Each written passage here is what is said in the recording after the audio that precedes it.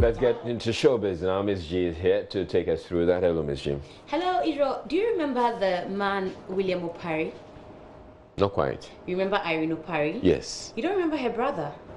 Yeah, I remember. Back in the day, she acted with her brother. Okay. Most often, they were in movies together.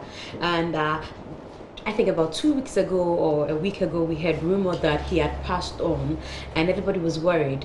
But yesterday, I spoke to Irene Opari at Lebanon and Eugene's wedding, and she said it was not true. The brother is ill and hearty. And then she talks about why we haven't seen her on our screens for a while.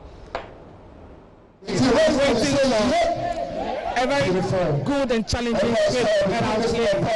You haven't gotten any of that yet? No, I'm waiting. Not yet.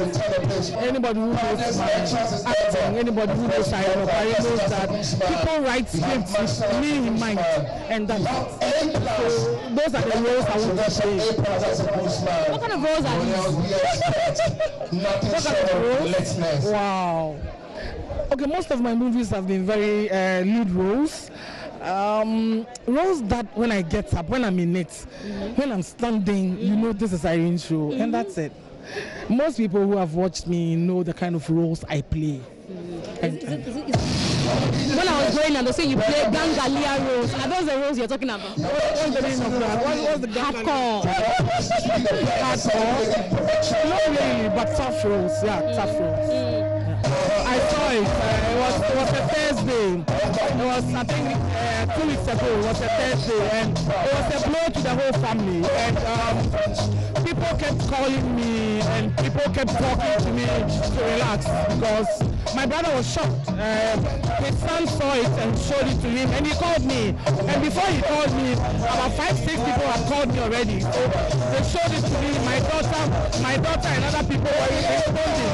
They were responding to the post. And the lady herself pulled it down, and she apologized and all that. But I just sat there, I told myself, I just have to forgive her, because at that time, at that moment, the family was praying for some other thing. So I realized this was just the devil's doing. And I just realized that, okay, let me forgive her, so that God will also answer my prayer. So forgiving her, she should go ahead, we are fine, we are okay, my brother is very well and kicking, so we thank God for everything.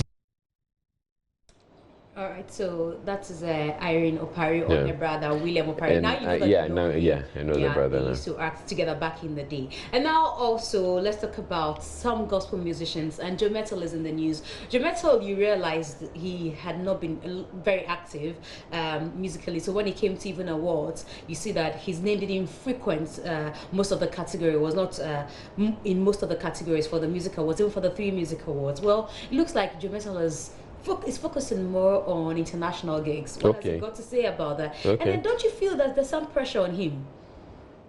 Yeah, of pressure of some sort, and because we know that he has so much talent, and so we expect a whole lot more from him. Well, let's hear from him.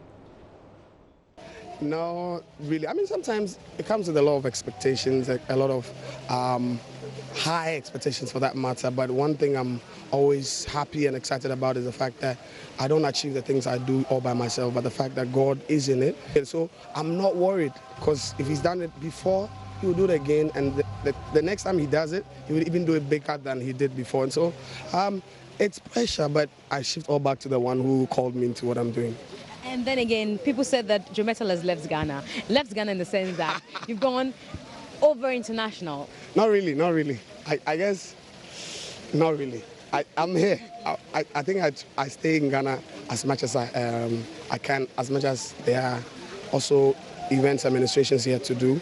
And then when I have to travel there too, I do. So sometimes we go and you just go for the weekend, you finish the event, you come back. And so it's the same thing as being here. So it wasn't like a strategy that you told your team that, look, we are done Ghana, let's go out there and get the message there as well?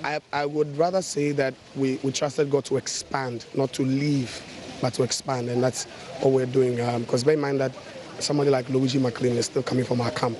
He's also started. Very soon we'll bring up another and another and another. The idea is not necessarily to dominate, but the idea is to spread the news that I see a lot of people interested in your works. I'm saying this because you had the opportunity to meet Donnie McClurkin, you've had the opportunity to meet great names, and we were saying, okay, so we'll get a collaboration from Joe Metal and these huge names, but it's not yet. Oh, yeah, it's all in the pipeline.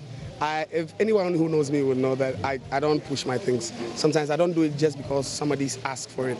But I believe that the timing is very important. If you miss the time, you miss everything else.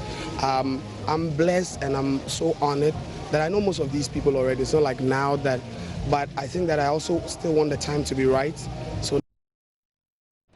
Yeah, we want to see more of him. Yeah, we do want to see more collaborations, international collaborations. Foreigners know Joe Metal than any other musician here in Ghana. Now, still on gospel music, you know the song Ekuweme, Ekuweme, you are the living God.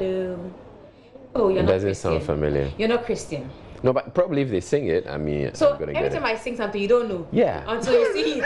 Oh my goodness. Okay, so he's called Prosper Ochimana.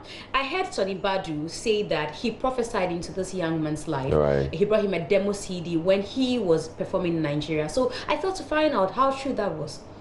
I think he came to Nigeria for an event, and then I met him, and of course he's someone I always admired and wanted to really meet. I met him, and then I had a promo CD, and then I gave him. He was in a hurry, you know, and all this stuff, and then I think he said the word, and God gave him a song that the word would sing and all that, and then. That was it. You know, Sonny Badu, my pastor, a whole lot of people, there are lots of prophecies that came, but I can really, since we're talking about him right now, I can really pick Sonny Badu. He has been a blessing to me, and I'm glad to mention him as part of my success story. We're still on the journey anyway.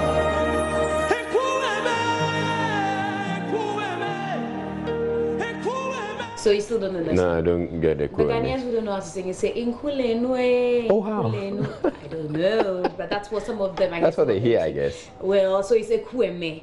Anyway, thank you. Now you've been introduced to a new gospel song. Yeah, I'll go listen to it. I'll see if I'm going to love it. All right, thank you very much, Ms. G, for bringing us Showbiz, and I'll be.